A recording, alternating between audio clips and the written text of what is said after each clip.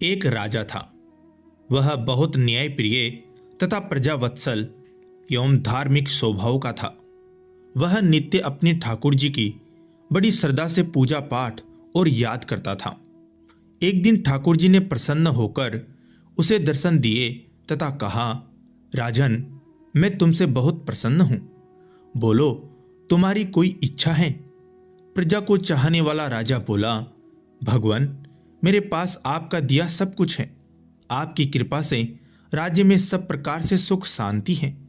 फिर भी मेरी एक ही इच्छा है कि जैसे आपने मुझे दर्शन देकर धन्य किया, वैसे ही मेरी सारी प्रजा को भी कृपा कर दर्शन दीजिए।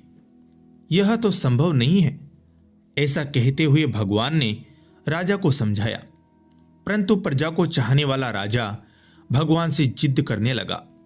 आखिर भगवान को अपनी भक्ति के सामने झुकना पड़ा और वे बोले, ठीक है, कल अपनी सारी प्रजा को उस पहाड़ी के पास ले आना और मैं पहाड़ी के ऊपर से सभी को दर्शन दूंगा। यह सुनकर राजा अत्यंत प्रसन्न हुआ और भगवान को धन्यवाद दिया। राजा ने सारे नगर में डिंडोरा पिटवा दिया कि कल सभी पहाड़ के नीचे मेरे साथ पहुंचे, वहां भगवान आप सबको दर्शन देंगे। दूसरे दिन राजा अपने समस्त प्रजा और 100 जनों को साथ लेकर पहाड़ी की ओर चलने लगा। चलते चलते रास्ते में एक स्थान पर तांबे के सिक्कों का पहाड़ देखा। प्रजा में से कुछ एक लोग उस ओर भागने लगे।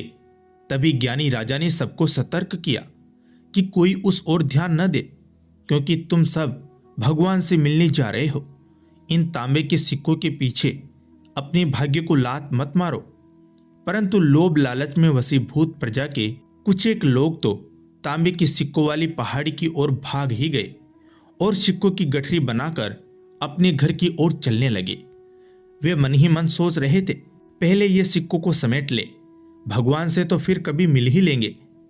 राजा खिन्न मन से आगे बढ़े। कुछ दूर चलने पर चांदी के सिक्कों का चमचमाता पहाड़ दिखाई दिया। इस बार भी बचे हुए प्रजा में से कुछ लोग उस ओर भागने लगे और चांदी के सिक्कों की गठरी बनाकर अपने घर की ओर चलने लगे। उनके मन में विचार चल रहा था कि ऐसा मौका बार बार नहीं मिलता है। चांदी के इतने सारे सिक्के फिर मिले न मिले, भगवान तो फिर कभी मिल ही जाएंगे। इसी प्रकार कुछ दूर और चलने पर सोने के सिक्कों का पहाड़ नजर आया। अब तो प्रजाजनों में बचे हुए सारे लोग तथा राजा के स्वजन भी उस ओर भागने लगे। वे भी दूसरों की तरह सिक्कों की गठरियां लाद लाद कर अपने अपने घरों की ओर चल दिए। अब केवल राजा और रानी ही शेष रह गए थे। राजा रानी से कहने लगे, देखो कितने लोभी हैं ये लोग, भगवान से मिलने का महत्व ही नहीं जानते हैं। भगवान के सामने सारी दुनिया की दौलत क्या चीज है। सही बात है। रानी ने राजा की बात का समर्थन किया और वह आगे बढ़ने लगे। कुछ दूर चलने पर राजा और रानी ने देखा कि सप्तरंगी आभा बिखेरता हीरो का पहाड़ है। अब तो रानी से भी रहा नहीं गया। हीरो के आकर्षण से वह भी दौड़ पड़ी और हीरो की गठरी बनाने लगी। फिर भी उसका मन नहीं भरा तो साड़ी के पल्लू में भी बांधने लगी। वजन के कारण रानी के वस्त्र देह से अलग हो गए, परंतु हीरो की तृष्णा अभी भी नहीं मिटी। यह देख राजा को अत्यंत ही ग्लानि और विरक्ति हुई। बड़े दुखद मन से राजा अकेले ही आगे बढ़ते गए। वहां सचमुच भगवान खड़े उसका इंतजार कर रहे थे। राजा को देखते ही भगवान मुस्कुराए और पूछा, कहाँ है तुम्हारी प्रजा और तुम्हारे प्रियजन? मैं तो कब से उनसे मिलने के लिए बेकरारी से उनका इंतजार कर रहा हूं। राजा ने शर्म और आत्मग्लानि से अपना सिर झुका दिया।